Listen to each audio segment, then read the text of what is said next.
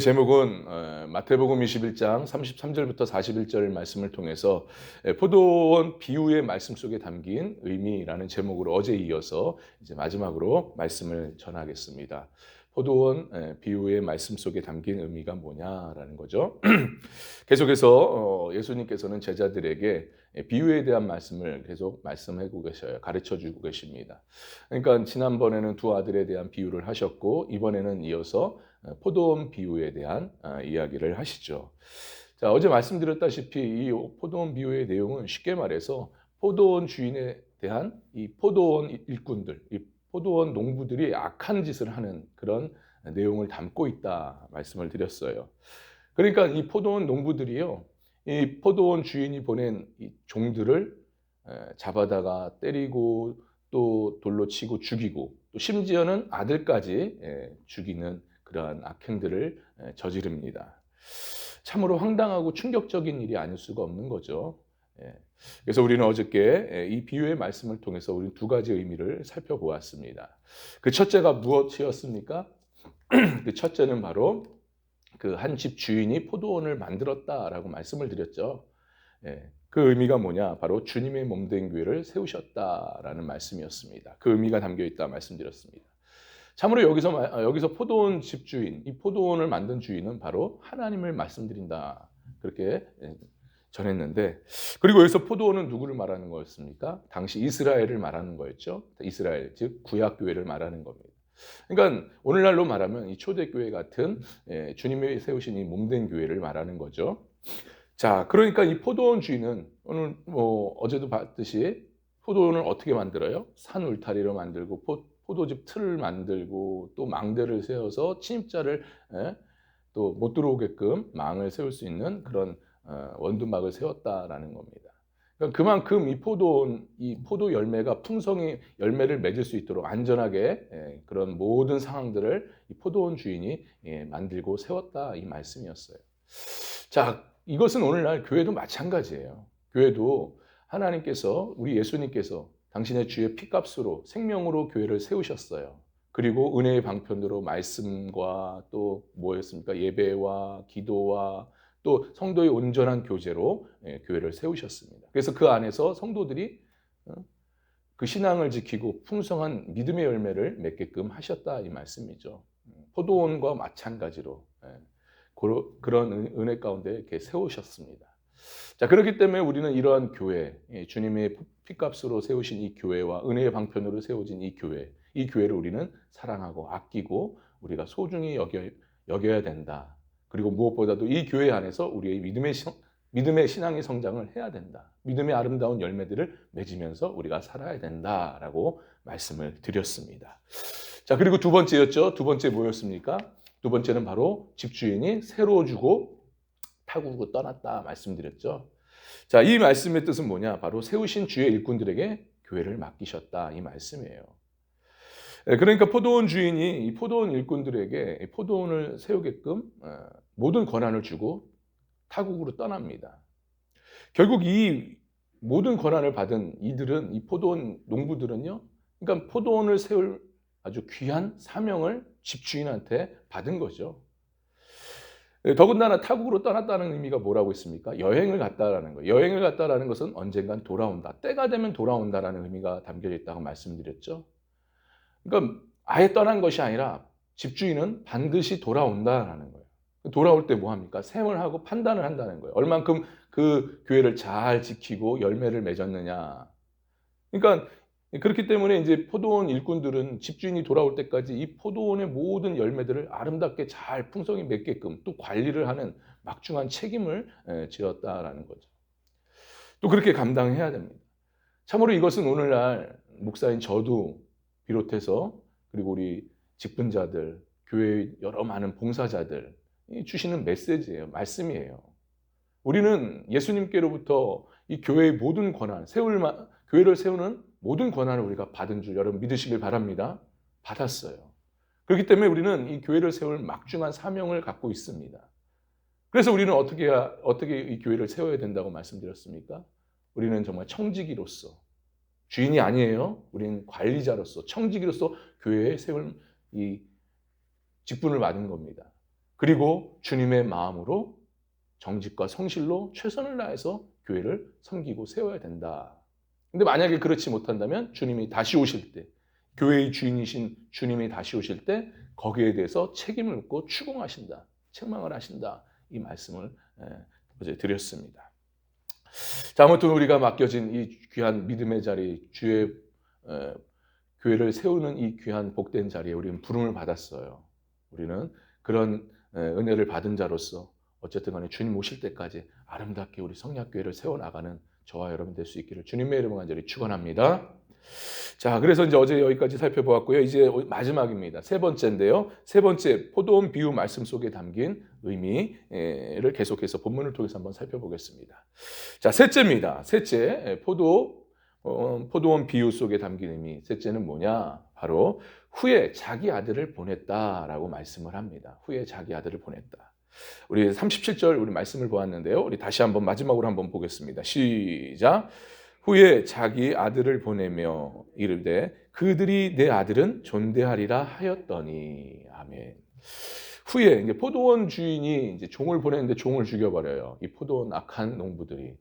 그래서 결국 후에 이제 자기 아들을 보냈습니다. 이 말의 뜻은 뭐냐? 바로 마지막 경고를 통해서 회개할 기회를 주셨다라는 의미예요. 그런 의미가 담겨져 있습니다.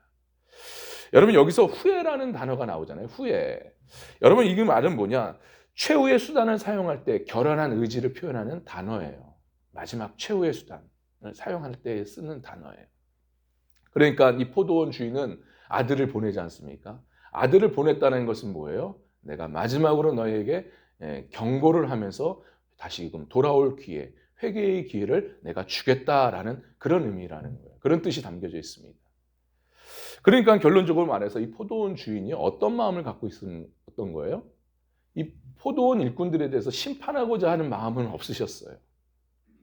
어쨌든 이들이 악한 행위를 했지만 그래도 내가 너희들이 돌이켜서 회개할 것에 대한 마음, 내가 언제든지 회개하면 내가 언제든지 받아주겠다라는 그런 마음. 그러니까 어떻게 보면은 이들이 돌아오기를 간절히 바라는 이 포도원 주인의 마음이었다 이 말이에요. 더군다나 보세요. 내 아들은 존대하리라. 이 말씀은요, 이 포도원 주인의 마음에 아주 그대로 담아져 있는 거예요.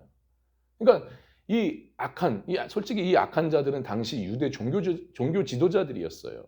이들이 예수님을 믿지 않고 핍박하고 죽이는 일들을 하지 않습니까?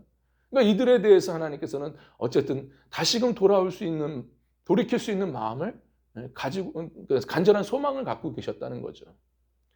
자, 그래서 존대하리라. 이것은 그들에 대한 인내를 말하는 겁니다. 인내하시면서 끝까지 이들이 언제금 돌아올까? 언제금 회개할까? 제발 돌아왔으면 좋겠는데. 그런 간절한 소망이 이 말씀 안에 담겨져 있는 겁니다. 여러분, 이를 통해서 우리가 뭘 깨달을 수 있겠습니까? 저는요, 이 말씀을 보면서 울었어요. 마음으로 많이 울었습니다. 정말 주님의 마음이 이런 마음이었구나.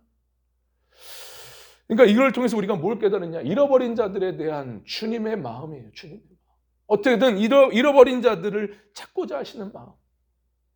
무엇보다도 회개하고 돌이키는 자들에 대해서 언제든지 용서하시겠다라는 이 마음을 우리가 여기서 봅니다.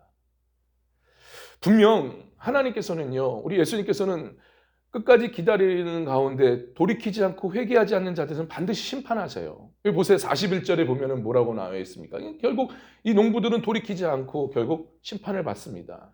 뭐라고 되어 있습니까? 그들이 말하되 그 악한 자들은 진멸하고 포도원 제때의 열매를 바칠 거야. 결국 이들은 회개하지 않잖아요.